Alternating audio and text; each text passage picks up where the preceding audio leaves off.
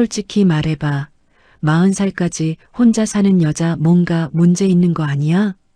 그러니까. 성격이든 외모든 뭔가 결함이 있으니까 아무도 안 가져가는 거지. 여자 인생은 남편 치기가 계급장이야. 너 같은 노처녀는 서열 꼴찌지. 우리 집 근처 편의점 백수나 소개해 줄까? 너 정도면 그것도 과분하겠다. 친구들의 비웃음이 5성급 호텔을 가득 메웠습니다. 친구들이 민주를 둘러싸고 잔인하게 조롱했습니다. 그 순간 민주의 입에서 터져나온 한마디. 나도 결혼해. 너희 남편들보다 1000배 만배 대단한 사람이랑. 거짓말이었습니다. 하지만 며칠 후 그 거짓말이 믿기 힘든 현실이 되어버렸습니다. 이야기 시작 전에 구독과 좋아요 해주시면 더 흥미진진한 이야기로 찾아올게요. 오늘의 사연 지금 시작합니다. 화려한 샹들리에 조명이 수놓은 5성급 호텔 연회장은 비릿한 향수 냄새와 보석의 광채로 가득합니다. 여고 동창생들이 모인 테이블 위에는 수입산 와인이 담긴 잔들이 부딪히며 맑은 소리를 냅니다. 동창회는 이미 서로의 안부를 묻는 자리가 아니라 누가 더 비싼 가방을 들었는지 겨루는 소리 없는 전쟁터로 변했습니다. 모임의 중심에 앉은 희연이 자신의 왼손을 테이블 위로 슬그머니 올리며 말했습니다. 이거 우리 남편이 이번에 대형 로펌 파트너로 승진했다고 사준 거야. 다이아몬드가 알이 좀 굵어서 무겁긴 한데 성의를 봐서 끼고 다녀야지 어쩌겠니? 희연의 손가락에서 번쩍이는 다이아몬드를 보며 주변 친구들이 탄성을 내지릅니다. 옆에 앉은 지은이 자신의 스마트폰을 내밀며 호들갑을 떨었습니다. 예, 그건 약과야. 우리 아들 이번에 영어 유치원 졸업하고 사립초등학교 합격한 거 좀 봐. 경쟁률이 어마어마했는데 대기 1번도 아니고 단번에 붙었다니까. 친구들은 아이의 합격 통지서를 돌려보며 민주의 눈치를 살핍니다. 민주는 아무 말 없이 와인만 홀짝이며 애꿎은 스테이크만 칼로 잘게 썰었습니다. 그 모습을 지켜보던 희연이 비릿한 웃음을 지으며 민주에게 말을 건넸습니다. 민주, 넌 여전하구나. 대기업 팀장이면 뭐하니? 매일 야근하느라 피부는 푸석해지고 입고 온 정장도 몇 년 전 유행 지난 거 아니야? 민주가 입술을 파르르 떨며 와인 잔을 내려놓았습니다. 옷이 중요한 게 아니잖아. 난 내일에서 인정받고 있고 지금 생활에 만족해. 민주의 말에 희연이 코방귀를 뀌며 와인 잔을 흔들었습니다. 생활에 만족한다고? 예, 여자의 완성은 결국 남편과 자식이야. 아무리 사회에서 잘 나가도 집에 돌아갔을 때 반겨주는 남편 하나 없으면 그게 무슨 인생이니? 너 그러다 정말 고독사하는 거 아니야? 주변에 있던 친구들이 일제히 입을 가리고 낄낄거리며 웃음을 터뜨립니다. 지은이 희연의 어깨를 툭 치며 거들었습니다. 희연아, 너무 그러지 마. 민주도 눈이 높아서 그렇겠지. 근데 민주야, 우리 집 근처 편의점에 매일 추리닝 입고 나타나는 백수 오빠 하나 있는데 소개해 줄까? 너처럼 능력 있는 여자가 걷어 먹여야 할 것 같아서 그래. 연회장 안은 다시 한번 비웃음 섞인 폭소로 가득 찹니다. 민주는 수치심에 얼굴이 달아오르고 심장이 터질 것만 같은 압박감을 느꼈습니다. 민주가 벌떡 일어나 의자를 뒤로 밀치며 소리쳤습니다. 그만해. 너희가 뭘 안다고 떠들어. 나 이미 결혼할 사람 있어. 너희 남편들 다 합쳐도 발끝에도 못 따라올 만큼 대단한 사람이야. 희연이 눈을 크게 뜨며 가식적인 표정을 지었습니다. 어머, 정말? 그럼 왜 진작 말을 안 했니? 어떤 사람인지 얼굴이라도 좀 보자. 설마 상상 속의 인물은 아니지? 민주가 가방을 챙겨들며 도끼 어린 눈으로 희연을 노려보았습니다. 다음 달에 결혼식 올릴 거야. 청첩장 보낼 테니까 너희는 와서 구경이나 해. 얼마나 대단한 남자인지 똑똑히 보여줄 테니까. 민주는 연회장을 박차고 나와 로비를 가로질러 달려나갔습니다. 호텔 정문 밖은 거센 폭우가 쏟아지며 세상의 소음을 집어삼키고 있습니다. 민주는 비를 뚫고 집 앞 편의점까지 단숨에 뛰어와 파라솔 아래 주저앉았습니다. 편의점 불빛이 빗줄기를 비추는 가운데 옆자리에는 늘 보던 백수 태훈이 컵라면을 먹고 있었습니다. 태훈은 후줄근한 회색 추리닝 차림의 슬리퍼를 신고 멍하니 빗소리를 듣고 있었습니다. 민주가 젖은 머리카락을 쓸어 넘기며 소주병을 따서 나발을 불었습니다. 태훈이 젓가락을 멈추고 옆에 앉은 민주를 물끄러미 바라보며 물었습니다. 무슨 일인데 그렇게 죽상을 하고 술을 마셔? 비도 오는데 청승맞게. 민주가 술병을 내려놓으며 태훈의 멱살을 잡듯 팔을 붙잡았습니다. 당신 나랑 결혼하자. 딱 한 달만 내 남편 연극해줘. 사례금은 당신이 평생 먹으려면 값보다 훨씬 많이 줄게. 태훈이 입가에 묻은 라면 국물을 닦으며 피식 웃었습니다. 결혼? 나 같은 백수랑? 아줌마 제정신이야? 민주가 가방에서 수첩을 꺼내 떨리는 손으로 계약 내용을 적어 내려갔습니다. 아줌마라고 부르지 마. 나 39이야. 돈이 필요하면 말만 해. 한 달만 내 완벽한 남편이 되어주면 돼. 서류상으로도 확실하게 해줄게. 태우는 민주가 쓴 수첩을 빤히 들여다보다가 빗줄기를 한번 쳐다보고는 고개를 끄덕였습니다. 뭐 믿져야 본전이지. 당신 눈 보니까 지금 안 도와주면 사고 칠 것 같네. 좋아, 그 계약 접수하지. 다음 날 아침 민주는 욱신거리는 머리를 부여잡고 일어났습니다. 어젯밤의 기억이 파편처럼 스쳐 지나갔지만 이미 엎질러진 물이었습니다. 민주는 곧장 태훈을 데리고 구청으로 향했습니다. 구청 직원이 서류를 검토하며 민주와 태훈을 번갈아 쳐다보았습니다. 두 분 정말 혼인신고하시는 거 맞습니까? 증인 서명은 다 되어 있네요. 민주가 태훈의 팔짱을 꽉 끼며 단호하게 대답했습니다.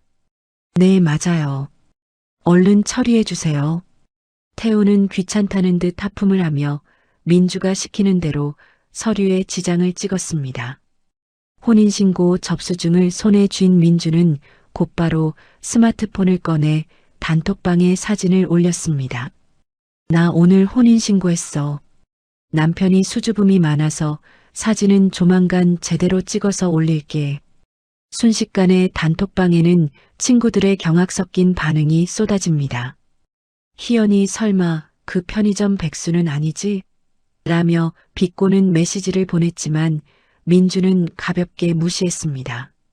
태우는 민주의 좁은 아파트로 짐을 옮기며 거실 한복판에 낡은 배낭을 내려놓았습니다.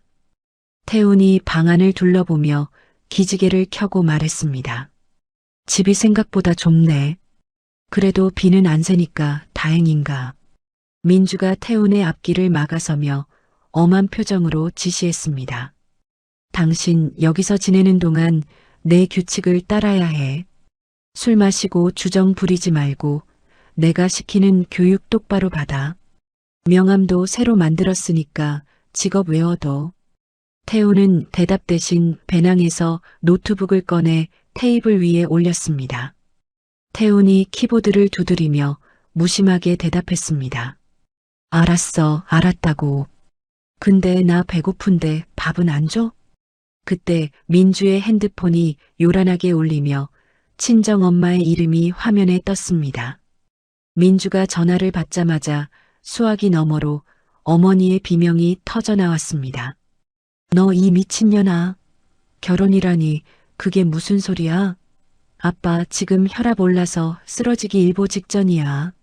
당장 그놈 데리고 집으로 와. 민주는 앞날이 캄캄해졌지만 이미 주사위는 던져졌습니다. 민주가 한숨을 쉬며 태훈에게 외출 준비를 하라고 손짓했습니다. 태훈이 노트북을 덮고 일어나며 낡은 배낭 안에서 무언가를 꺼내 손목에 찼습니다. 그것은 얼핏 봐도 수억 원은 호가할 것 같은 한정판 명품 시계였습니다. 민주는 태훈이 찬 시계를 보며 눈을 의심했습니다. 그거 뭐야? 설마 짝퉁이야? 어디서 그런 걸 구했어? 태훈이 소매를 내리며 시계를 감추고 말했습니다. 어디서 났든 상관없잖아. 결혼식 때 차고 나가면 당신 친구들이 좋아하겠네. 민주는 태훈의 정체에 대해 묘한 불안감을 느꼈지만 지금은 부모님의 매를 피하는 게 우선이었습니다. 회사 동료들도 민주의 결혼 소식에 수군거리며 팀장실 주변을 기웃거립니다. 민주는 꼿꼿하게 허리를 펴고 사무실을 가로질러 걸어나갔습니다. 복도 끝에서 마주친 후배들이 인사를 건네며 뒤에서 속닥거립니다. 이 팀장님 결혼하신다는데 상대가 백수래. 어제 술 취해서 사고 쳤다는 소문이 파다하던데 어떡해. 민주는 못 들은 척 엘리베이터에 올라탔습니다. 엘리베이터 거울 속의 민주는 어제보다 훨씬 도끼 어린 표정을 짓고 있었습니다. 민주는 태훈의 손을 잡고 부모님 집 대문을 열었습니다. 집 안에서는 아버지가 거실 소파에 앉아 씩씩거리며 몽둥이를 옆에 두고 기다리고 있었습니다. 어머니가 태훈의 후줄근한 행색을 보자마자 가슴을 치며 바닥에 주저앉았습니다. 아이고, 내 팔자야. 저런 놈을 사위라고 데려오다니. 너 미쳤어. 정말 미쳤냐고. 민주가 태훈의 손을 더 꽉 잡으며 아버지 앞에 무릎을 꿇었습니다. 아빠, 엄마. 나 이 사람 사랑해. 우리 이미 혼인신고까지 마쳤으니까 허락해줘. 태훈이 민주의 옆에 나란히 앉아 허리를 꼿꼿이 세우고 아버지를 쳐다보았습니다. 태훈의 눈빛에는 백수라고는 믿기지 않는 위엄과 차분함이 서려 있었습니다. 아버지가 몽둥이를 들어 올리며 태훈을 향해 고함을 쳤습니다.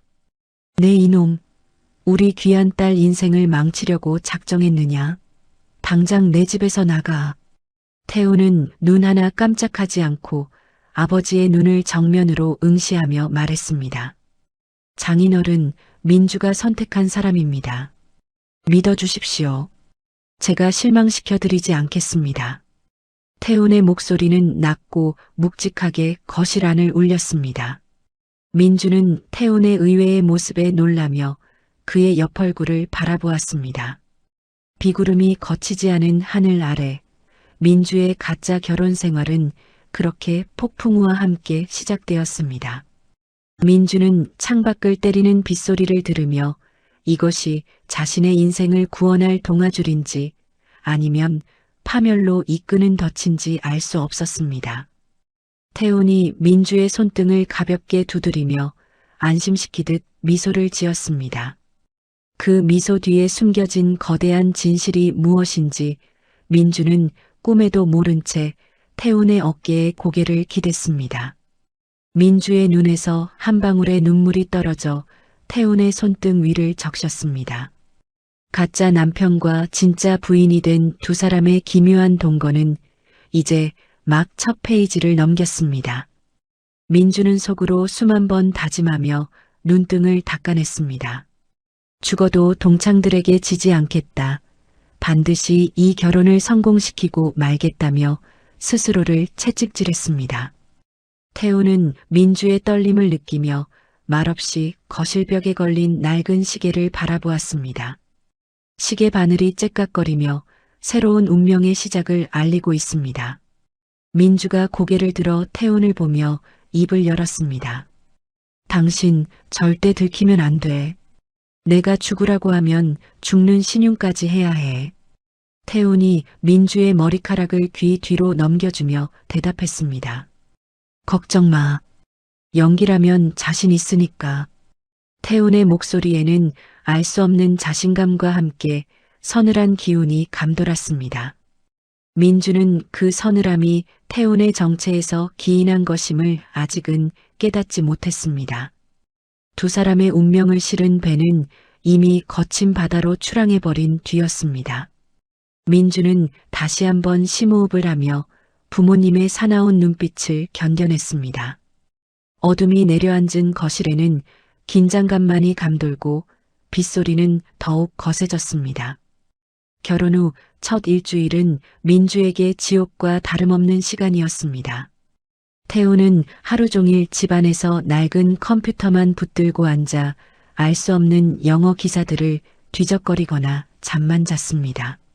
민주는 퇴근 후 집에 돌아올 때마다 거실에 널브러진 태훈을 보며 가슴을 쳤지만 이미 구청에 접수된 혼인신고서는 되돌릴 수 없었습니다. 어느 날 저녁 민주의 휴대폰이 요란하게 울리며 희연의 이름이 화면에 떴습니다. 민주가 전화를 받자마자 희연의 간드러진 목소리가 거실을 채웠습니다. 민주야, 결혼 축하해. 그런데 남편 얼굴도 안 보여주고 너무한 거 아니니? 오늘 저녁에 우리 남편이랑 같이 압구정에서 저녁이나 먹자. 내가 근사한 레스토랑 예약해뒀어. 민주는 거절하고 싶었지만 단톡방 친구들이 실시간으로 대화를 지켜보고 있다는 생각에 입술을 깨물었습니다. 그래, 알았어. 우리 남편도 마침 시간이 된다니까 같이 나갈게. 민주는 전화를 끊고 소파에 누워있는 태훈의 옆구리를 발로 툭툭 쳤습니다. 일어나. 오늘 동창 부부 동반 모임이야.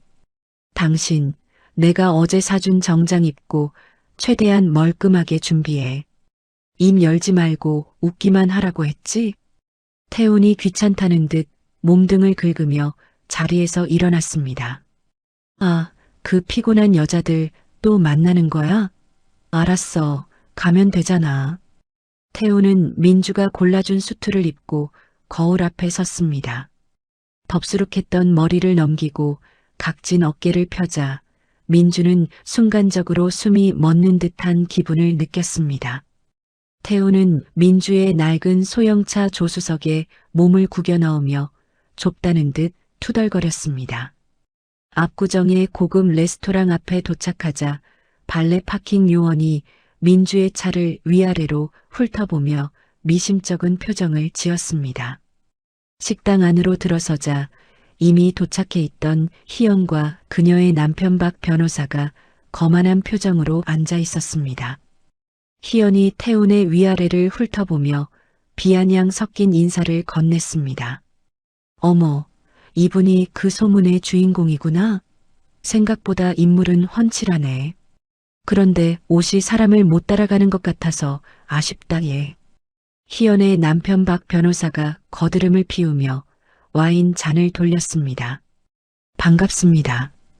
강태훈 씨라고 하셨나? 실례지만 지금은 어떤 일을 하고 계시는지 물어봐도 될까요? 태훈이 민주의 눈치를 슬쩍 보더니 사람 좋은 미소를 지으며 대답했습니다.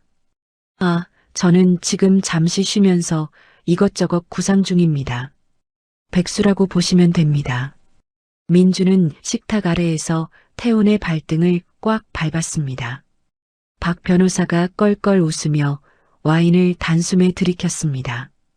요즘 세상에 백수가 장가도 가고 민주 씨가 참 대단한 여장부네요.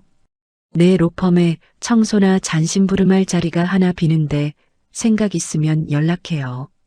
박 변호사가 지갑에서 명함을 꺼내더니 태훈의 앞이 아닌 테이블 바닥으로 툭 떨어뜨렸습니다. 어이쿠, 손이 미끄러졌네. 거기 떨어졌으니 주워둬요. 나중에 밥 굶기 싫으면. 희연은 그 장면을 보고 입을 가리며 깔깔거렸고 옆 테이블의 손님들까지 수군거리기 시작했습니다. 민주의 얼굴은 수치심으로 터질 듯 붉어졌고 손끝이 파르르 떨렸습니다. 민주가 명함을 줍기 위해 몸등을 숙이려 하자 태훈이 민주의 어깨를 강하게 눌러 제지했습니다. 태훈이 바닥에 떨어진 명함을 빤히 내려다보며 서늘한 미소를 지었습니다. 박 변호사님, 명함은 소중히 다루셔야죠. 조만간 이 명함이 당신의 퇴직금이 될지도 모르는데. 박 변호사가 얼굴을 굳히며 젓가락을 탁 내려놓았습니다. 뭐라고? 백수놈이 어디서 감히 꼬박꼬박 말대꾸야. 너 내가 누군지 알아? 태우는 대답 대신 민주의 손을 잡고 자리에서 일어났습니다. 민주야, 여기 음식 맛이 형편없다. 우리 나가서 맛있는 거 먹자. 민주는 태훈에게 이끌려 레스토랑을 빠져나왔습니다. 주차장으로 향하는 길에 희연이 뒤따라 나와 민주의 등에 대고 소리를 질렀습니다. 이민주, 너 정말 저런 수준 낮은 놈이랑 살 작정이야? 끼리끼리 만난다더니 딱 그 꼴이네. 민주는 차에 올라타자마자 핸들에 머리를 박고 엉엉 울기 시작했습니다. 당신 미쳤어? 왜 거기서 대들어서 일을 만들어? 이제 동창들 사이에서 나 어떻게 얼굴 들고 다녀? 태우는 말없이 운전석에 민주를 바라보다가 그녀의 안전벨트를 직접 매주었습니다. 태훈이 낮은 목소리로 민주의 귓가에 속삭였습니다. 민주야, 울지 마. 내일부터는 저 사람들이 너한테 무릎 꿇고 빌게 될 거니까. 민주는 태훈의 말이 그저 허세라고 생각하며 눈등을 닦아냈습니다. 다음 날 출근한 민주는 사무실 분위기가 심상치 않음을 느꼈습니다. 동료들이 민주의 뒤에서 수군거리며 스마트폰 화면을 공유하고 있었습니다. 어제 주차장에서 희연이 찍은 백수 남편의 굴욕 영상이 이미 사내 게시판과 단톡방에 퍼져 있었습니다. 마케팅 상무가 민주를 방으로 부르더니 차가운 눈빛으로 서류를 던졌습니다. 이민주 팀장, 이번 상반기 임원 승진 명단에서 제외됐어. 사생활 관리가 이 모양인데 어떻게 그룹의 얼굴이 되겠나? 당분간 자숙해. 민주는 억울함에 항변하려 했지만 상무는 이미 고개를 돌려버린 뒤였습니다. 자리로 돌아온 민주의 책상 위에는 누군가 보낸 조롱 섞인 화환이 놓여 있었습니다. 백수 남편 내조 1등 공신, 이민주 팀장의 결혼을 축하합니다라는 문구가 민주의 심장을 도려냈습니다. 민주는 탕비실로 숨어 들어가 소리 없이 눈물을 삼켰습니다. 퇴근길에 민주는 누군가 자신을 미행하고 있다는 강한 압박감을 느꼈습니다. 검은색 세단 2대가 민주의 차 뒤를 바짝 붙어 따라오며 위협적인 운전을 반복했습니다. 민주가 겁에 질려 태훈에게 전화를 걸자 평소와 전혀 다른 태훈의 차가운 목소리가 들려왔습니다. 민주야, 당황하지 말고 큰 길로만 다녀. 집 앞에 거의 다 왔으니까 내가 나갈게. 민주가 아파트 단지에 들어서자마자 태훈이 입구에서 기다리고 있었습니다. 태훈은 민주의 차를 가로막던 세단 앞으로 다가가 운전석 유리창을 주먹으로 강하게 쳤습니다. 검은 양복을 입은 남자들이 차에서 내리려다 태훈의 눈빛을 보고는 주춤하며 다시 차에 올라탔습니다. 민주가 차에서 내려 태훈에게 달려가며 외쳤습니다. 저 사람들 누구야? 당신 정말 정체가 뭐야? 나 무서워 죽겠어. 태훈이 민주를 자신의 등 뒤로 숨기며 세단을 향해 손가락으로 가라는 표시를 했습니다. 세단들이 황급히 단지를 빠져나가자 태훈이 민주의 어깨를 감싸 안았습니다. 나쁜 사람들이 아니야. 그냥 길을 잘못 든 모양이지. 들어가서 쉬어. 태훈은 집으로 들어와 민주를 침대에 눕히고는 거실로 나와 비밀스럽게 전화를 걸었습니다. 태훈이 창밖을 내시하며 낮은 목소리로 명령했습니다. 강 전무가 움직이기 시작했다. 민주 쪽 감시 인원 2배로 늘려. 그리고 박 변호사 그놈 내일 아침까지 탈탈 털어서 보고해.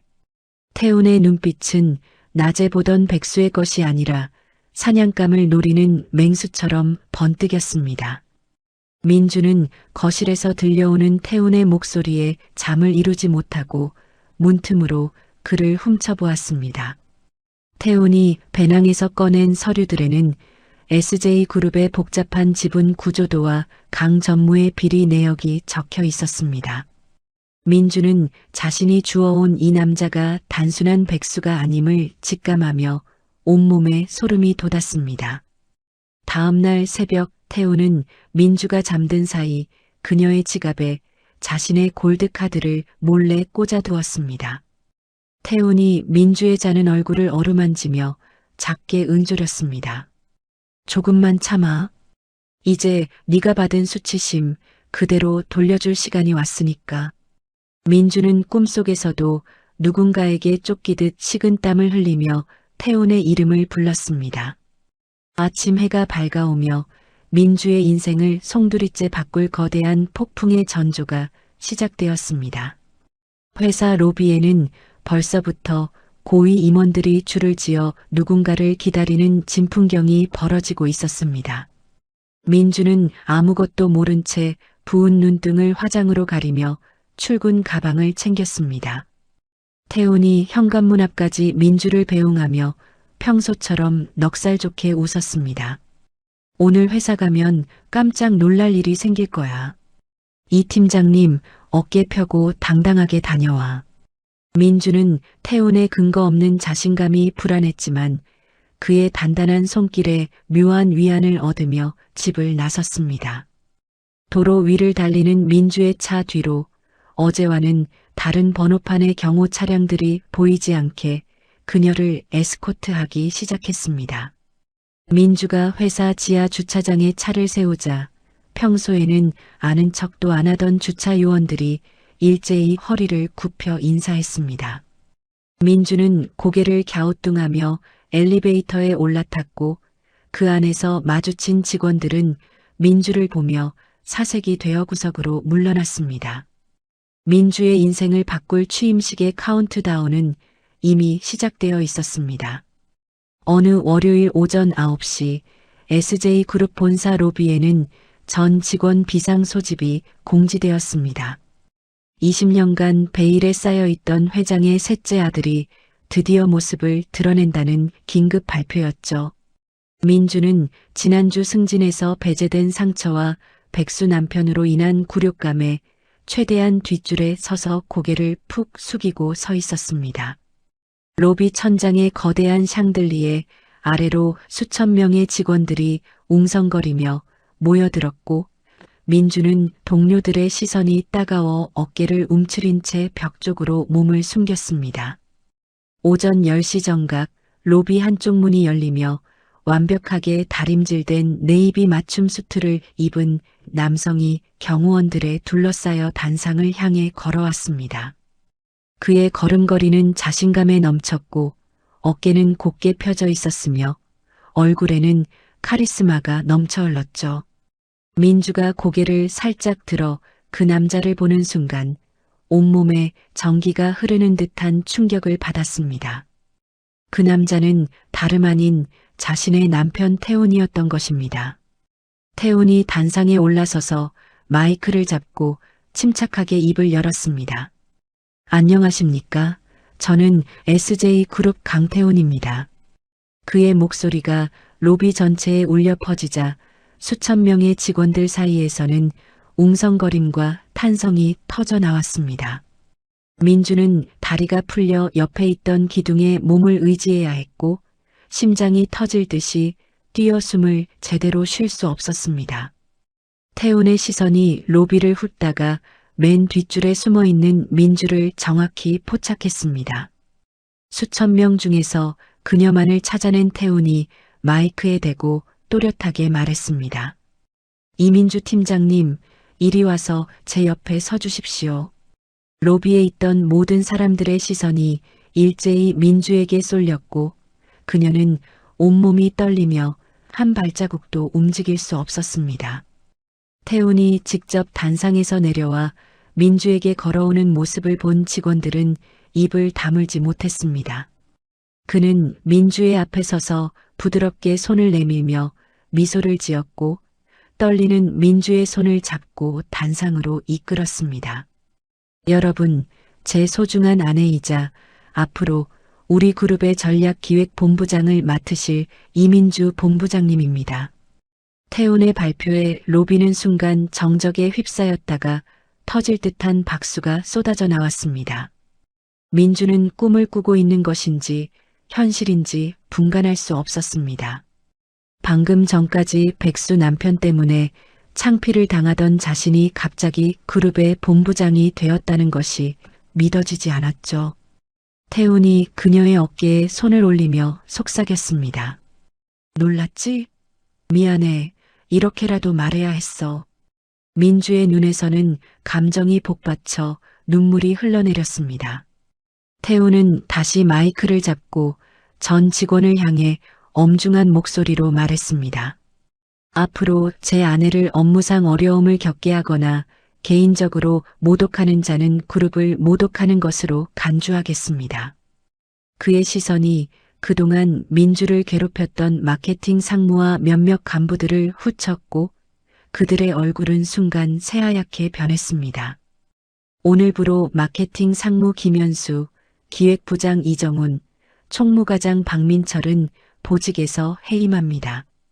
이 모든 장면은 현장에 있던 직원들의 스마트폰으로 실시간 촬영되어 SNS에 빠르게 퍼져나갔습니다. 민주를 그토록 비웃고 조롱하던 동창 단톡방에도 누군가가 뉴스 링크를 올렸고 단톡방은 순식간에 충격과 정적에 휩싸였습니다. 희연은 휴대폰 화면을 보다가 손에서 떨어뜨리며 비명을 질렀고 박 변호사는 자신이 명함을 바닥에 던졌던 그 백수가 SJ그룹의 주인이라는 사실에 정신을 잃고 쓰러질 뻔했습니다. 취임식이 끝난 후 태훈은 민주를 회장 전용 엘리베이터에 태워 최고층 회장실로 데려갔습니다. 화려한 회장실에서 태훈은 민주를 의자에 앉히고 따뜻한 차를 건네며 차근차근 설명하기 시작했습니다. 20년 전 교통사고 후 해외에서 안면 복원 수술을 받았어. 형들이 나를 제거하려 했거든. 그래서 신분을 숨기고 때를 기다렸지. 민주는 여전히 꿈을 꾸는 것 같은 기분이었지만 태훈의 진지한 표정에서 거짓이 아님을 느낄 수 있었습니다. 태훈이 계속해서 설명했습니다. 경영권을 물려받으려면 사회적으로 검증된 배우자가 필요했어. 그런데 그날 밤 너를 만났을 때 단순한 계산이 아니라 진짜로 너에게 끌렸어. 민주의 마음 한구석에 있던 의심이 조금씩 녹아내렸고 대신 뜨거운 감정이 치밀어 올랐습니다. 태훈이 민주의 손을 잡고 말했습니다. 이제부터는 누구도 너를 무시하거나 아프게 하지 못할 거야. 그 시각 강 전무는 긴급히 소집된 임원회의에서 태훈의 정통성에 이의를 제기하려 했습니다. 20년간 행방불명이었던 사람이 갑자기 나타나서 후계자라고 주장하는 것을 어떻게 믿을 수 있습니까? 하지만 태훈이 미리 준비한 유전자 검사 결과서와 박 회장의 친필 유서 그리고 공증받은 위임장이 제시되자 강 전무는 할 말을 잃었습니다. 법무팀장이 서류들의 진위를 확인한 후 모든 서류가 법적으로 완벽합니다라고 보고하자 강 전무는 주먹을 꽉 쥔 채 치를 떨었습니다. 저녁 무렵 태훈과 민주는 그룹 전용 헬기를 타고 한강이 내려다 보이는 펜트하우스로 향했습니다. 민주는 창 밖으로 보이는 서울의 야경을 보며 아직도 이 모든 것이 현실인지 의심스러워했습니다. 펜트하우스에 도착한 태훈은 민주에게 말했습니다. 오늘부터 여기가 우리 집이야. 그리고 내일부터는 정말로 우리가 함께 그룹을 이끌어가는 거야. 민주는 태훈의 품에 안겨 처음으로 진정한 안도감을 느꼈습니다. 한편 그날 저녁 각종 포털 사이트에는 편의점 신데렐라, 백수에서 재벌가, 며느리로, 현대판 신분 상승 로맨스 등의 제목으로 기사들이 쏟아져 나왔습니다. 민주를 그토록 무시하고 비웃던 동창들은 앞다투어 축하 메시지를 보내왔지만 태훈은 민주의 휴대폰을 가져다가 모든 연락처를 차단해버렸습니다. 이제 과거는 정리하자. 앞으로는 너를 진심으로 아끼는 사람들하고만 만나면 돼. 민주는 태훈의 말에 고개를 끄덕이며 새로운 인생의 시작을 실감했습니다. 사건 발생 일주일 후 태훈은 민주를 위해 한강이 내려다 보이는 초호화 펜트하우스를 새로 마련했습니다.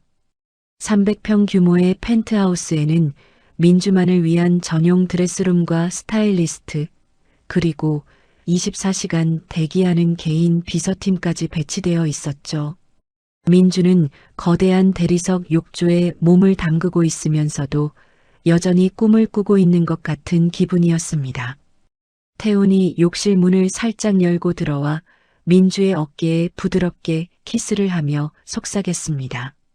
어떠니, 마음에 들어? 이제 정말로 내 여왕처럼 살면 돼. 민주는 태훈의 손을 잡고 말했습니다. 아직도 믿어지지 않아. 일주일 전만 해도 나는 그냥 평범한 회사원이었는데. 태훈이 민주의 머리카락을 쓰다듬으며 진지하게 말했습니다. 미안해, 처음부터 정체를 숨긴 것. 하지만 너를 이용하려던 게 아니야. 형들의 감시를 피하기 위해서는 가장 안전한 방법이 필요했거든. 다음 날 아침, 태훈은 민주를 그룹 내 독립법인인 다이아몬드 마케팅의 대표이사로 임명한다고 발표했습니다. 이 회사는 연매출 500억 원 규모의 마케팅 전문 회사로 민주가 그동안 쌓아온 마케팅 노하우를 마음껏 펼칠 수 있는 무대였죠.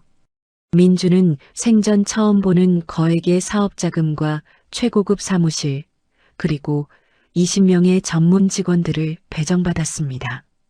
회사 로비에 걸린 이민주 대표이사라는 명패를 보며 민주는 가슴 깊은 곳에서 뜨거운 것이 치밀어 오르는 것을 느꼈습니다. 민주의 첫 번째 프로젝트는 그룹의 새로운 럭셔리 브랜드 런칭이었습니다.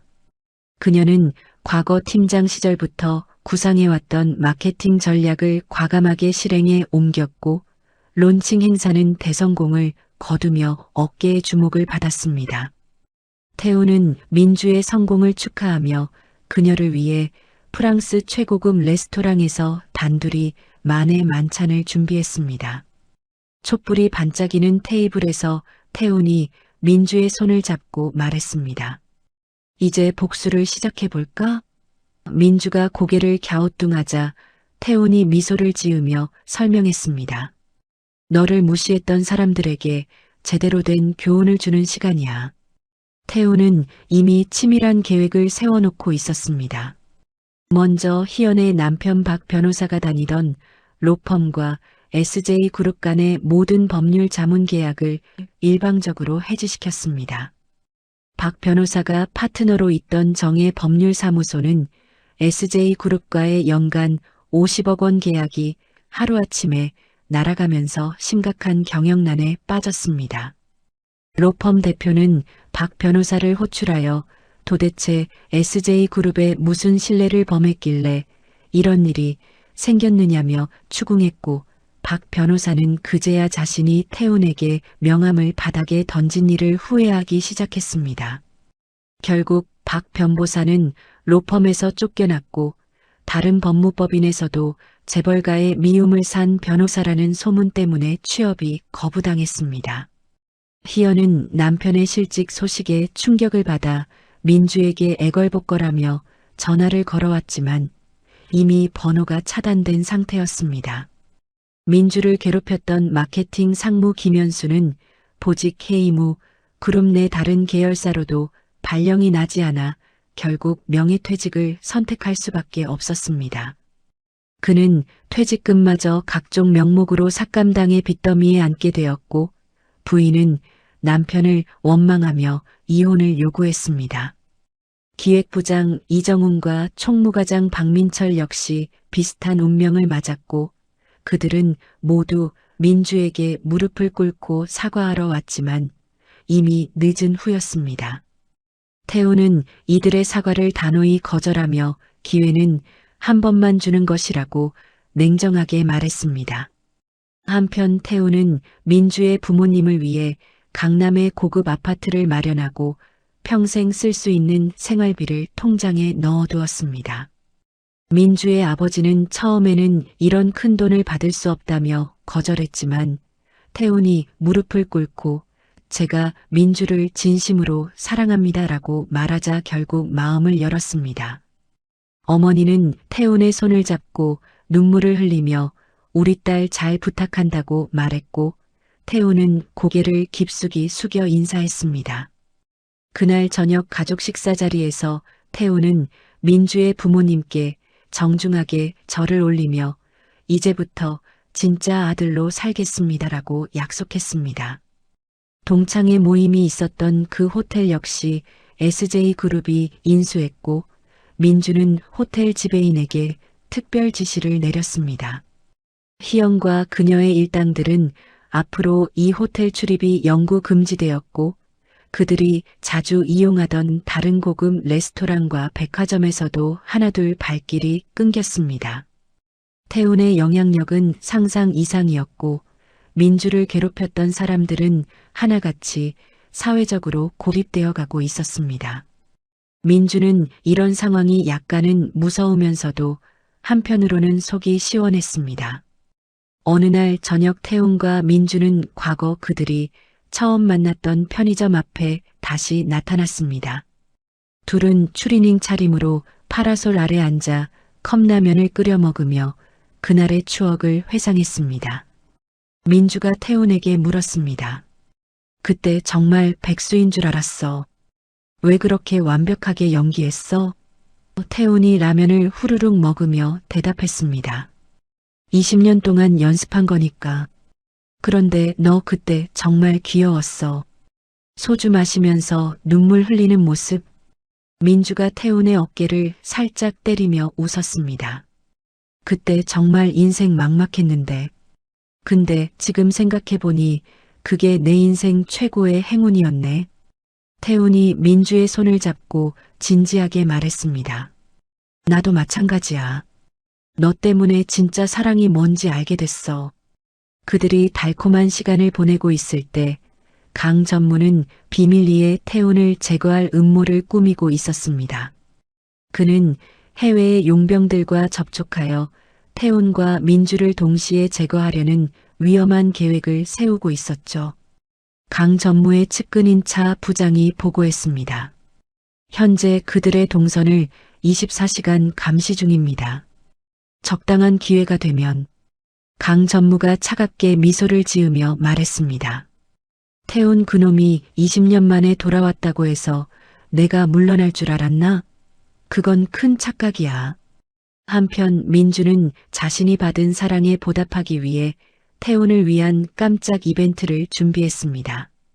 그녀는 비밀리에 태훈이 어린 시절 좋아했던 추억의 장소들을 찾아다니며 특별한 데이트 코스를 만들었죠. 첫 번째 장소는 태훈이 7살 때 아버지와 함께 갔던 놀이공원이었고 두 번째는 어머니와 마지막으로 함께 갔던 바닷가였습니다. 민주는 각 장소마다 태훈과의 추억을 담은 편지와 선물을 준비해 놓았습니다. 태훈은 민주의 이런 정성에 깊이 감동받았고 바닷가 모래사장에서 그녀를 끌어안고 눈물을 흘렸습니다. 고마워, 민주야. 정말 고마워. 나 같은 사람한테 이런 사랑을 줘서. 민주가 태훈의 뺨을 쓰다듬으며 말했습니다. 우리는 이제 진짜 부부야. 앞으로 무슨 일이 있어도 함께 이겨나가자. 두 사람은 석양이 지는 바다를 바라보며 서로를 더욱 깊이 사랑하게 되었습니다. 그날 밤 펜트하우스로 돌아온 두 사람 앞에는 계약 결혼 때 작성했던 사례금 봉투가 놓여 있었습니다. 태훈이 봉투를 들고 민주에게 말했습니다. 이제 이런 건 필요 없지? 민주가 고개를 끄덕이자 두 사람은 함께 봉투를 벽난로에 던져넣고 태웠습니다.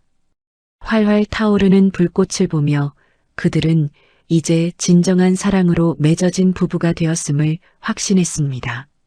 하지만 그들이 모르는 사이 강 전무의 감시망은 점점 좁혀지고 있었고 곧 그들에게 거대한 위기가 찾아올 예정이었습니다. 모든 풍파가 가라앉은 한 달 후, 민주와 태우는 세계에서 가장 주목받는 파워 커플로 부상했습니다. 각종 경제지와 패션 매거진에서는 이들을 표지 모델로 섭외했고, 그들이 입는 옷과 사용하는 제품들은 즉시 품절되는 현상이 일어났죠. 민주가 런칭한 다이아몬드 마케팅은 불과 한 달 만에 업계 1위 자리에 올라섰고, 그녀의 마케팅 철학을 배우려는 기업들의 문의가 쇄도했습니다. 태우는 민주의 성공을 축하하기 위해 에펠탑이 보이는 파리의 최고급 호텔에서 단둘만의 여행을 계획했습니다. 파리의 화려한 샹젤리제 거리를 걸으며 민주는 자신의 변화된 모습에 스스로도 놀라고 있었습니다. 과거 동창들 앞에서 움츠러들던 소심한 여자는 온데간데였고, 이제는 당당하고 우아한 카리스마를 발산하는 재벌가의 안주인이 되어 있었죠. 태훈이 민주를 위해 준비한 깜짝 이벤트는 루브르 박물관을 하루 종일 전세에 내어 단 둘이서만 관람하는 것이었습니다. 모나리자 앞에서 태훈이 민주의 손을 잡고 속삭였습니다. 세상에서 가장 아름다운 그림 앞에서 세상에서 가장 아름다운 여자와 함께 있으니 정말 꿈 같아. 민주는 태훈의 달콤한 말에 얼굴이 붉어졌고 그를 바라보는 눈빛에는 깊은 사랑이 담겨 있었습니다. 박물관을 나온 후 두 사람은 세느강을 따라 걸으며 과거와 현재 그리고 미래에 대한 이야기를 나누었습니다. 태훈이 민주에게 고백했습니다. 사실 처음에는 정말 계약 결혼으로만 생각했어. 하지만 너와 함께 살면서 진짜 사랑이 뭔지 알게 됐지. 민주도 진심을 털어놓았습니다. 나도 마찬가지야. 처음엔 그냥 복수하고 싶은 마음뿐이었는데 지금은 정말로 당신 없는 삶은 상상할 수 없어. 생강 다리 위에서 두 사람은 서로를 바라보며 깊은 키스를 나누었고 그 순간이 사진가에 의해 포착되어 전 세계 언론에 보도되었습니다. 한국으로 돌아온 후 민주는 자신을 조롱했던 동창들에 대한 마지막 복수를 계획했습니다. 그녀는 과거 동창회가 열렸던 그 호텔에서 자신만의 파티를 열기로 했는데 이번에는 자신이 주최자가 되어 과거 동창들을 초대하는 자리였죠. 하지만 이 파티의 진짜 목적은 복수가 아니라 용서를 보여주는 자리였습니다. 민주는 희연을 포함한 모든 동창들에게 정중한 초대장을 보냈고 파티 당일에는 그들을 따뜻하게 맞이했습니다. 파티장에 나타난 희연은 과거의 화려함은 온데간데 없고 초라한 모습이었습니다. 남편의 실직으로 인해 강남의 아파트를 팔고 외곽으로 이사를 갔으며 자신이 그토록 자랑하던 명품 가방들도 모두 중고로 팔아야 했죠. 희연이 민주 앞에서 무릎을 꿇고 눈물을 흘리며 사과했습니다. 민주야, 정말 미안해. 내가 너무 못했어. 제발 용서해줘. 민주는 희연을 일으켜 세우고 따뜻하게 안아주었습니다. 희연아, 괜찮아. 나도 과거에는 질투하고 원망했지만 이제는 모든 걸 용서할 수 있어. 파티장에 있던 모든 동창들이 이 장면을 보고 감동의 눈물을 흘렸습니다. 민주는 마이크를 잡고 모든 동창들에게 말했습니다. 여러분, 우리 이제 과거는 잊고 새로운 관계를 시작해요.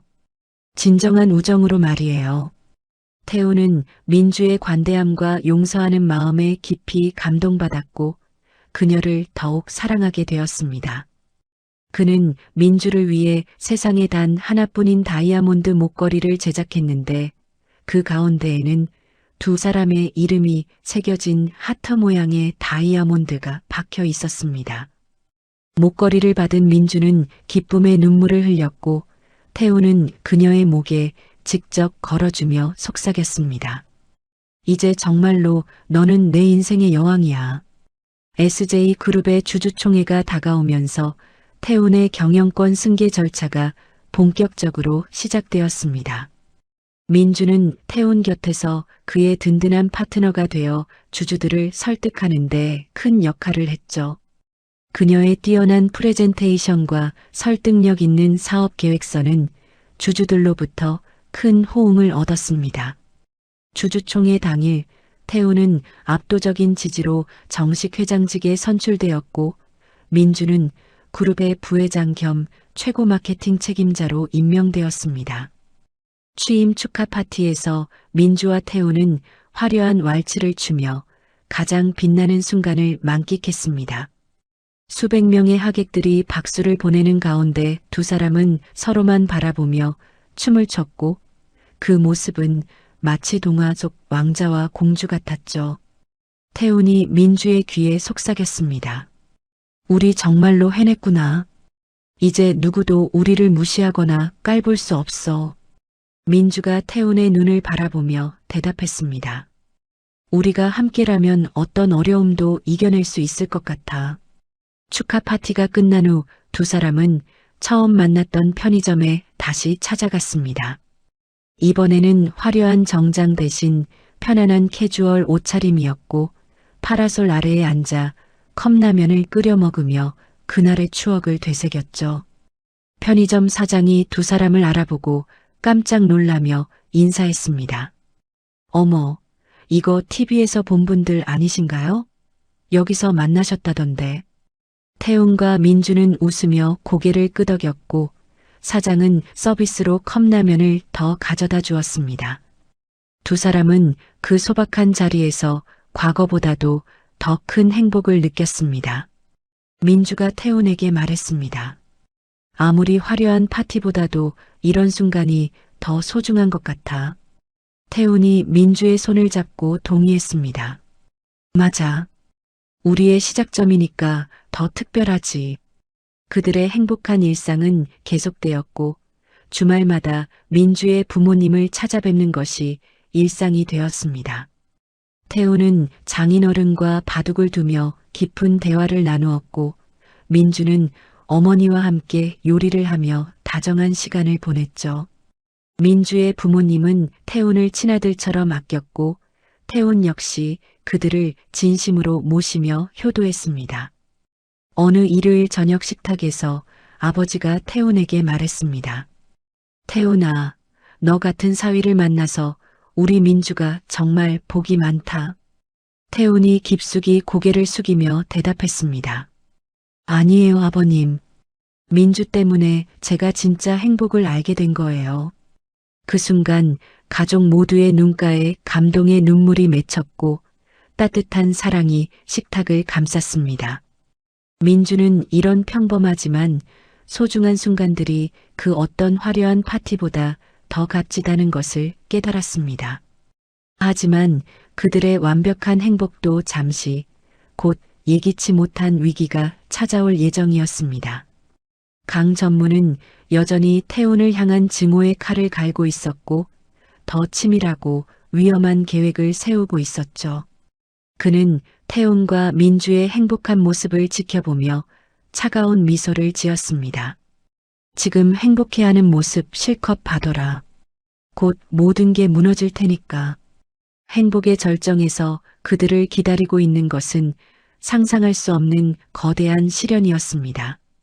행복의 절정을 맛보던 어느 화요일 아침, 민주는 갑작스럽게 극심한 두통과 어지럼증을 호소하며 펜트하우즈 침실에서 쓰러졌습니다. 태훈이 급히 민주를 그룹 소속 대학병원 VIP실로 데려갔지만 담당 주치 김 박사는 몇 가지 간단한 검사만 한 후 단순한 과로와 스트레스라며 며칠간 안정을 취하라는 진단만 내놓았죠. 하지만 민주의 증상은 나아지기는커녕 점점 심해져서 환각과 기억장애, 심지어 태훈을 알아보지 못하는 순간들까지 나타나기 시작했습니다. 태훈은 민주의 이상 증세에 심각한 불안감을 느끼며 다른 병원에서 정밀 검사를 받자고 제안했지만 김 박사는 환자를 옮기면 더 악화될 수 있다며 강력히 반대했습니다.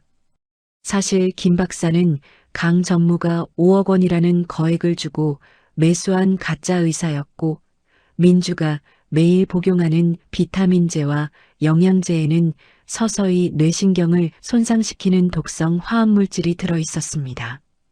이 독은 즉시 치명적인 증상을 일으키지는 않지만 장기간 복용하면 점진적으로 인지 능력을 파괴하여 결국 식물인간 상태로 만드는 잔인한 방법이었죠. 강 전무의 치밀한 계획은 민주를 정신적으로 무력화시켜 태훈이 혼자서 모든 책임과 압박을 감당하지 못하게 만든 후 그룹 경영권을 완전히 탈취하는 것이었습니다.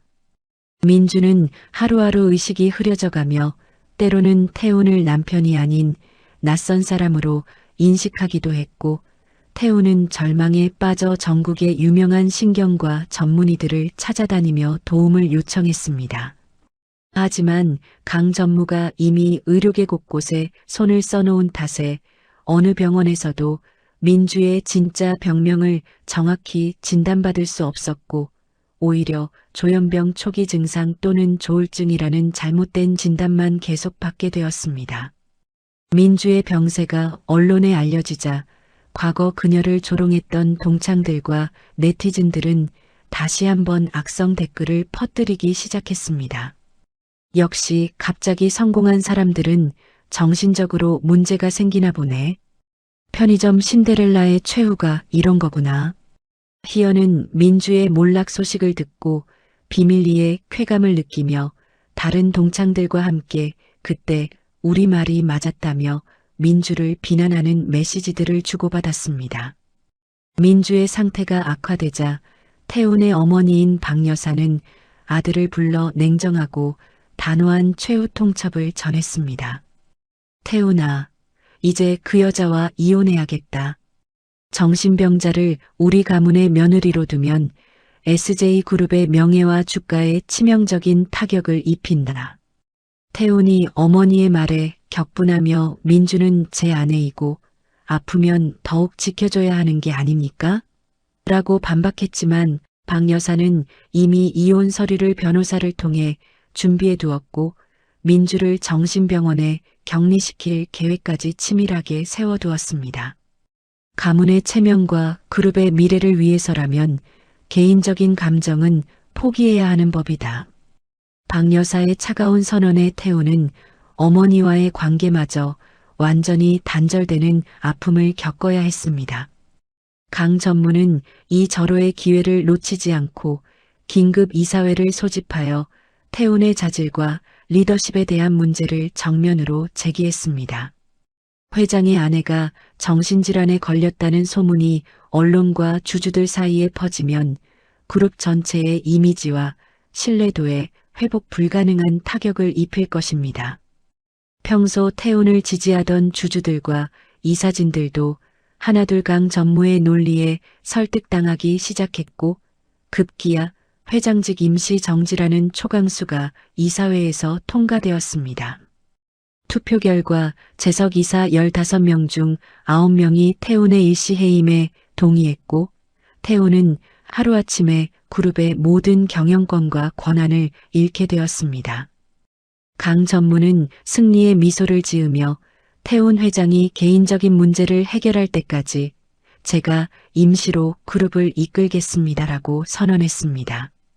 태훈이 실권을 잃자 그동안 충성스럽게 따르던 비서들과 측근들도 하나둘 등을 돌리기 시작했습니다. 가장 믿었던 김대리마저 죄송하지만 더 이상 미래가 불투명한 분을 모실 수는 없습니다며 사표를 내고 강 전무 쪽으로 이적했죠. 태훈의 개인 경호팀도 해체되었고 전용차와 운전기사, 심지어 펜트하우스 사용권까지 모두 회수당하며 태훈은 완전히 고립된 채로 혼자서 모든 상황을 감당해야 하는 절망적인 처지가 되었습니다. 그는 과거 민주와 처음 만났던 그 작은 아파트로 돌아가 생활해야 했고 그룹에서 받던 월급과 각종 혜택들이 중단되면서 경제적으로도 극심한 어려움에 처했습니다. 민주는 태훈과 가족들의 반대에도 불구하고 강제로 정신병원 폐쇄병동에 입원되었습니다. 차가운 철창이 있는 병실에서 민주는 하루 종일 강력한 정신억제제에 취해 있어야 했고, 태훈이 면회를 와도 대부분의 시간 동안 그를 전혀 알아보지 못했습니다. 민주야, 나야. 태훈이야. 제발 정신 차리고 나를 봐. 태훈이 민주의 차가운 손을 잡고 애타게 부르짖어도 민주는 빈 눈으로 천장만 바라보거나 알아들을 수 없는 중얼거림만 반복할 뿐이었습니다. 병원 측은 환자의 상태가 불안정하니 면회 시간을 단축해달라며 태훈이 민주와 함께 보낼 수 있는 시간마저 점점 줄여나갔습니다. 강 전무는 태훈을 완전히 제거하기 위해 언론을 이용한 마지막 수를 준비했습니다. 그는 자신이 매수한 기자들을 통해 태훈이 아내의 정신병 스트레스를 견디지 못해 자살을 시도했다는 완전히 거짓된 기사를 유포시켰죠. SJ그룹 전 회장, 한강 다리에서 투신 시도하다 구조라는 충격적인 제목의 기사가 포털 사이트 실시간 검색어 1위에 올랐고 전국의 모든 언론사들이 이 가짜 뉴스를 확인도 없이 대대적으로 보도했습니다. 실제로는 강 전무가 고용한 조폭들이 태훈을 납치해서 한강 다리 위에서 밀어뜨려 자살로 위장하려 했던 것이지만 다행히 태훈이 목숨을 걸고 간신히 탈출에 성공했던 것이죠. 태훈은 온몸에 멍과 상처를 입은 채로 민주가 있는 병원으로 비틀거리며 달려갔습니다. 하지만 병원 경비원들은 환자 보호자가 정신적으로 불안정한 상태라며 태훈의 출입을 완전히 금지시켰고 태훈은 병원 밖 벤치에서 밤새도록 민주가 있는 병실 창문을 바라보며 눈물을 흘려야 했습니다.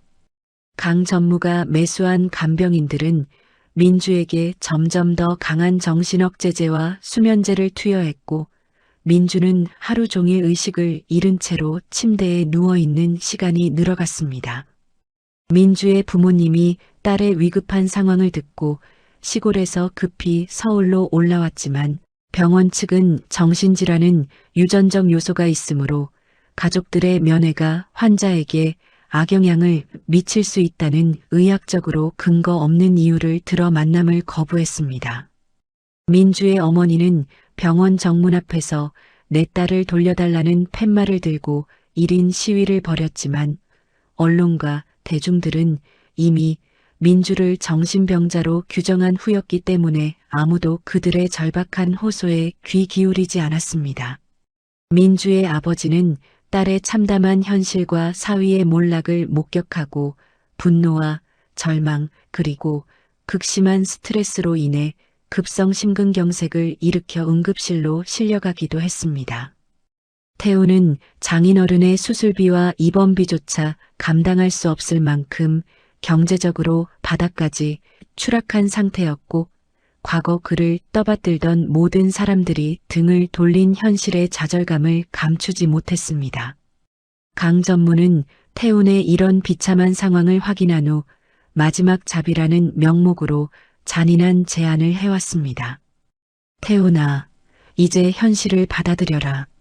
네가 가진 모든 재산과 권리를 포기하고 조용히 해외로 떠나면 그 대신 내 아내의 치료비 정도는 내가 평생 책임져 주겠다.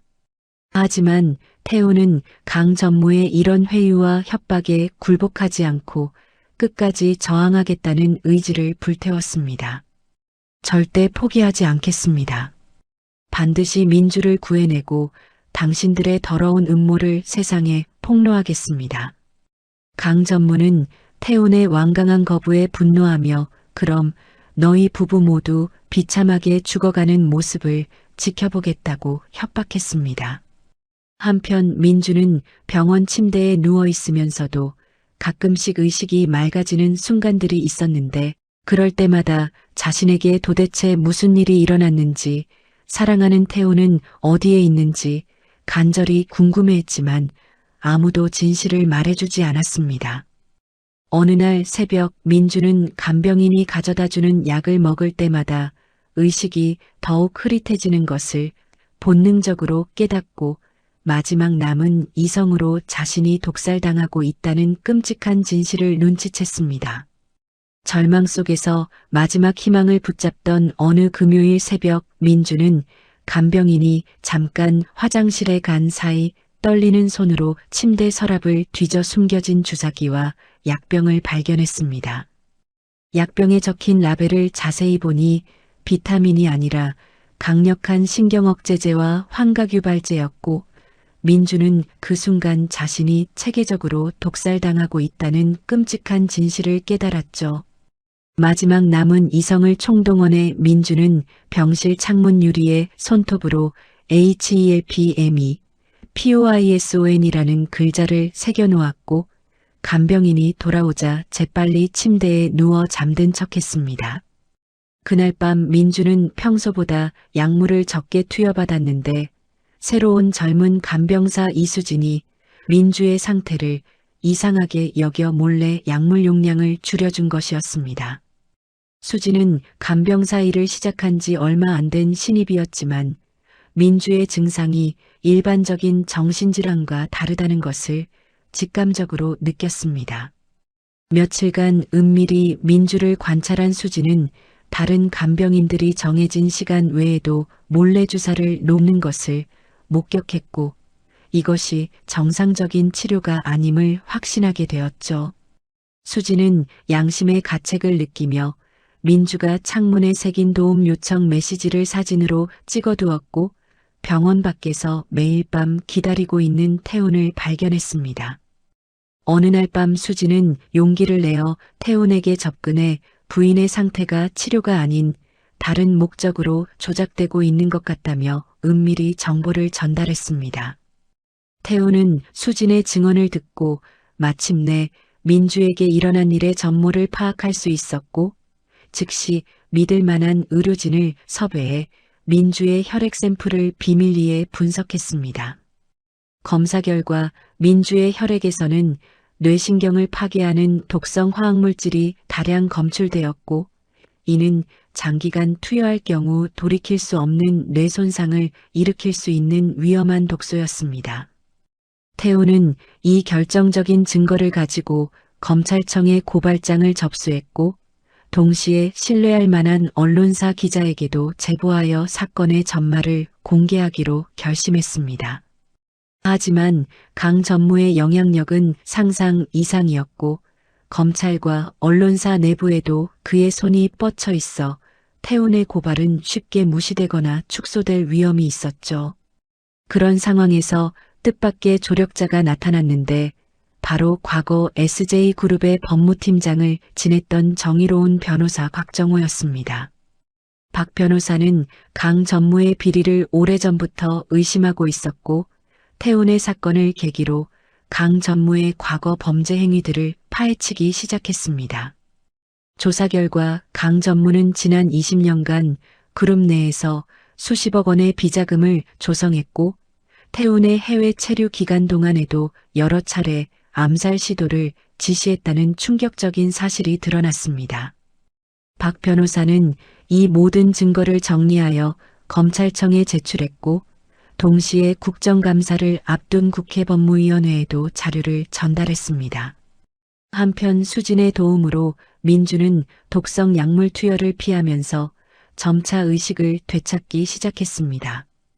어느 날 밤 민주는 완전히 정신을 차리고 자신의 상황을 정확히 파악한 후 수진에게, 태훈에게 내가 정신을 차렸다고 전해달라고 부탁했습니다.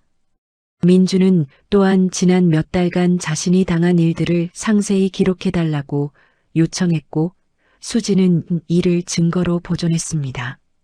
태훈이 민주의 회복 소식을 듣고 감격의 눈물을 흘리는 가운데 두 사람은 강 전무에 대한 결정적인 반격을 준비하기 시작했습니다.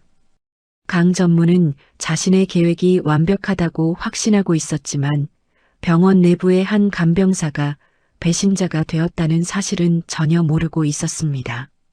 그는 태훈이 여전히 무력한 상태라고 판단하고 SJ그룹의 완전한 장악을 위한 마지막 수순에 들어갔죠. 강 전무는 임시 주주총회를 소집하여 자신을 정식 회장으로 선임하는 안건을 상정했고 대부분의 주주들이 이에 동의할 것으로 예상하고 있었습니다. 하지만 주주총회 당일 아침 예상치 못한 변수가 터져나왔습니다. 주주총회가 시작되기 직전 검찰과 경찰의 합동수사팀이 SJ그룹 본사에 급습하여 강 전무의 사무실과 자택을 동시에 압수수색했습니다. 강 전무는 긴급 체포되었고 그와 공모한 김 박사를 비롯한 병원 관계자들도 일망타진되었죠. 주주총회장에 모인 주주들과 임직원들은 이 갑작스러운 상황에 큰 충격을 받았고 강 전무의 범죄 사실이 언론을 통해 실시간으로 보도되기 시작했습니다. 바로 그때 주주총회장 문이 열리며 완전히 회복된 민주가 태훈의 손을 잡고 당당하게 걸어 들어왔습니다. 민주의 등장에 회의장은 술렁였고 그녀는 마이크를 잡고 지난 몇 달간 자신이 당한 일들을 낱낱이 폭로했습니다. 강 전무는 독성 화학물질로 저를 서서히 독살하려 했고 제 남편을 그룹에서 축출하기 위해 온갖 음모를 꾸몄습니다. 민주의 증언과 함께 병원에서 찍은 증거 영상들이 대형 스크린에 상영되자 참석자들은 경악을 금치 못했습니다. 태훈은 민주 옆에 서서 이제 진실이 모두 밝혀졌습니다. 우리 그룹을 정상화하겠습니다라고 선언했습니다. 주주들은 만장일치로 태훈의 회장직 복귀를 승인했고 강 전무와 관련된 모든 인사들을 즉시 해임하기로 결정했습니다. 언론사들은 SJ그룹 독살 사건을 대서특필했고 민주와 태훈의 극적인 역전 스토리가 전국적인 화제가 되었죠.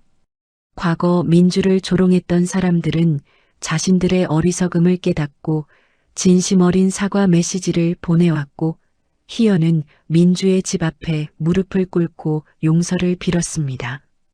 태훈의 어머니인 박 여사도 며느리에게 했던 차가운 대우를 후회하며 민주에게 정중히 사과했습니다. 그날 저녁 태훈과 민주는 처음 만났던 편의점 앞에 다시 앉아 컵라면을 끓여 먹으며 감회에 젖었습니다. 민주가 태훈의 손을 잡고 말했습니다. 정말 죽을 뻔했지만 당신이 끝까지 포기하지 않아줘서 고마워. 태훈이 민주를 끌어안으며 대답했습니다. 다시는 이런 일 없을 거야. 이제 우리는 진짜 행복하게 살 수 있어. 두 사람은 서로를 바라보며 진정한 사랑의 승리를 확신했습니다. 수지는 민주를 구한 공로로 SJ그룹 의료재단의 간호팀장으로 특별 임용되었고 박정호 변호사는 그룹의 새로운 법무담당 이사로 영입되었습니다. 강 전무는 살인미수, 업무상횡령, 조직폭력배 고용 등의 혐의로 징역 15년을 선고받았고 그와 공모한 모든 관련자들도 엄중한 처벌을 받았죠. 민주의 부모님은 딸의 완전한 회복을 보고 기쁨의 눈물을 흘렸고 태훈은 장인어른께 깊숙이 사과드리며 앞으로 더욱 잘해드리겠다고 약속했습니다. 이제 진정한 평화가 찾아온 가운데 민주와 태훈의 사랑은 그 어떤 시련보다도 강해졌고 그들 앞에는 행복한 미래만이 기다리고 있었습니다. 모든 풍파가 완전히 가라앉은 6개월 후 민주와 태훈은 서로에 대한 믿음과 사랑이 그 어느 때보다 깊어진 상태로 새로운 삶을 시작하고 있었습니다. 태훈은 강 전무 일당을 완전히 숙청한 후 SJ그룹을 투명하고 윤리적인 경영체계로 전면 개편했고 민주는 그룹 내 사회공헌 사업을 총괄하는 이사로 임명되어 어려운 이웃들을 돕는 일에 전념하고 있었죠. 두 사람은 과거의 아픈 경험을 통해 진정한 가치가 무엇인지 깨닫게 되었고 이제는 돈과 권력보다는 사람과 사람 사이의 따뜻한 마음을 더욱 소중히 여기게 되었습니다. 어느 토요일 오후 민주와 태훈은 과거 자신들이 처음 만났던 그 편의점을 찾아가 사장에게 특별한 제안을 했습니다. 사장님, 저희가 이 편의점을 인수해서 이 일대를 도시재생사업 1호지구로 만들고 싶어요. 편의점 사장은 갑작스러운 제안에 놀라면서도 두 사람의 진정성을 느끼고 흔쾌히 동의했습니다. 태훈과 민주는 이곳을 단순히 개발하는 것이 아니라 서민들이 부담 없이 생활할 수 있는 문화복합 공간으로 조성하기로 계획했죠.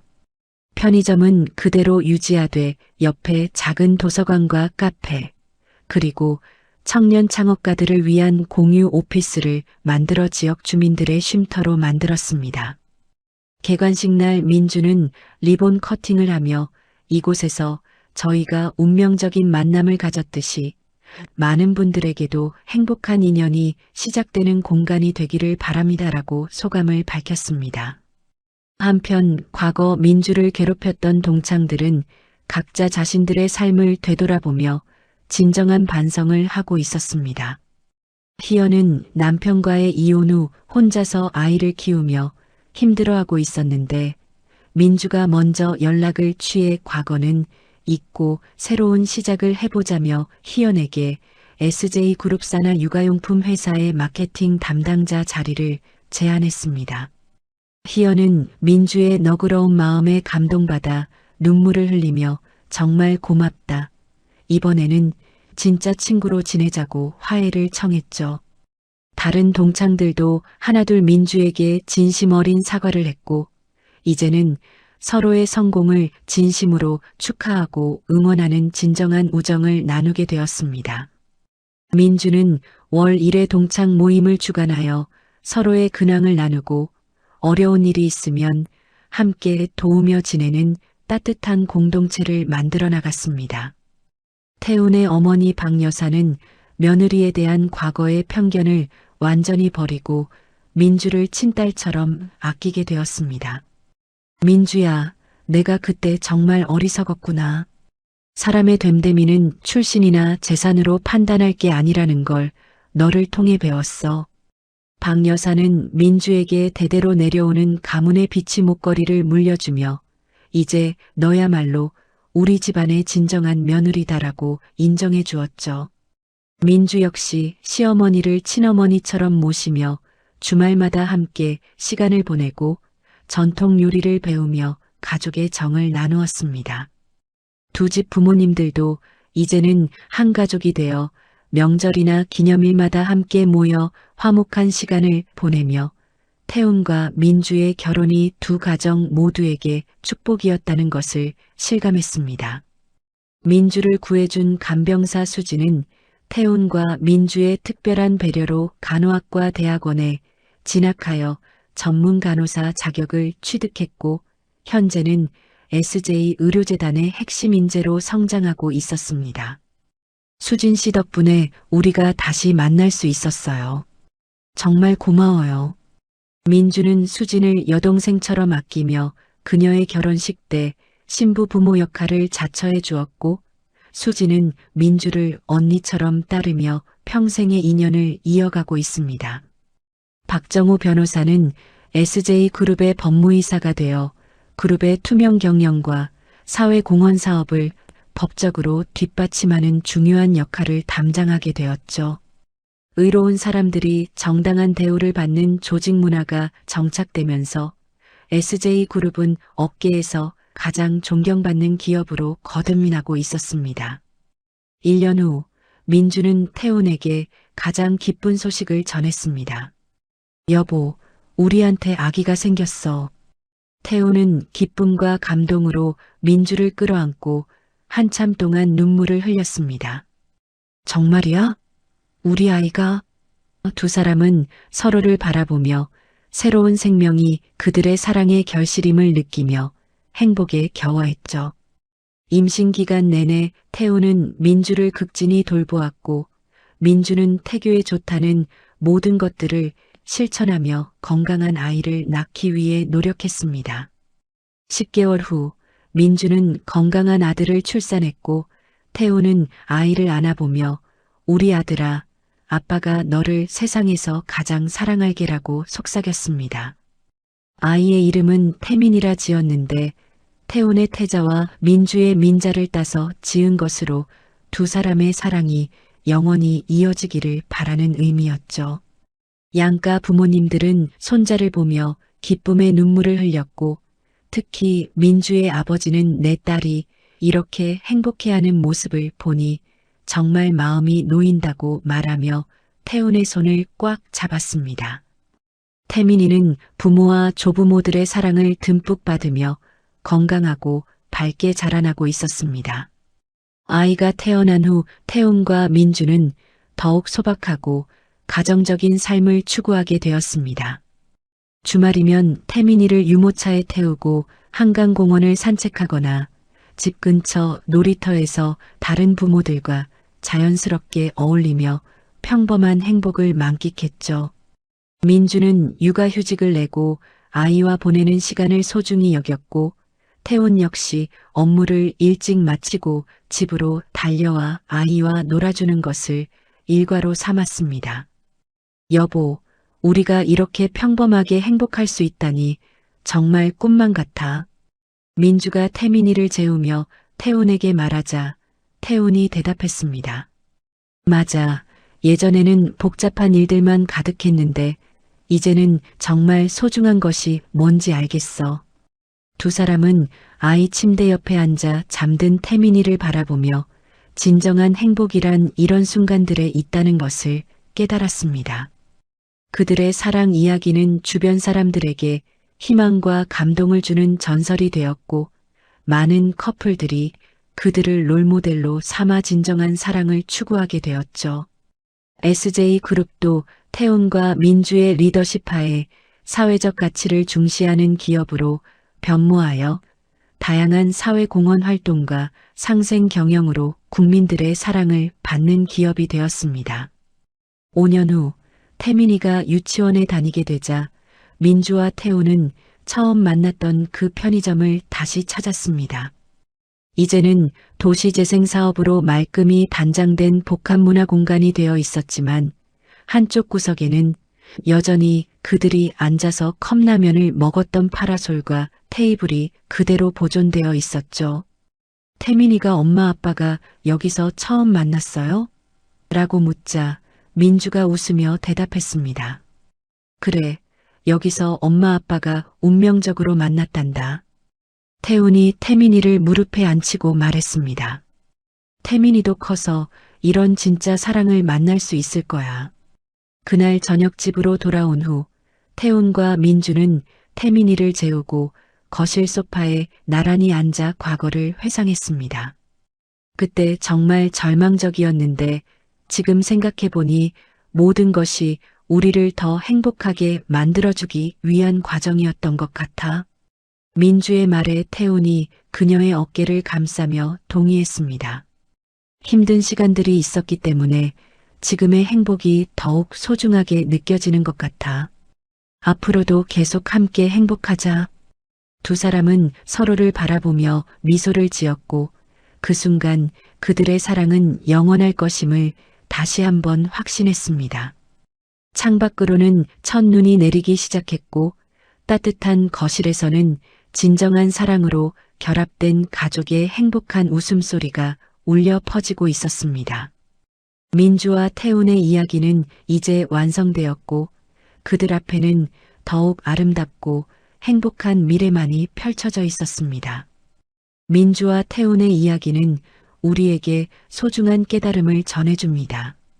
사람의 진짜 가치는 겉으로 드러나는 것이 아니라 마음 깊은 곳에 숨어있는 진실함에 있다는 것을 말이죠.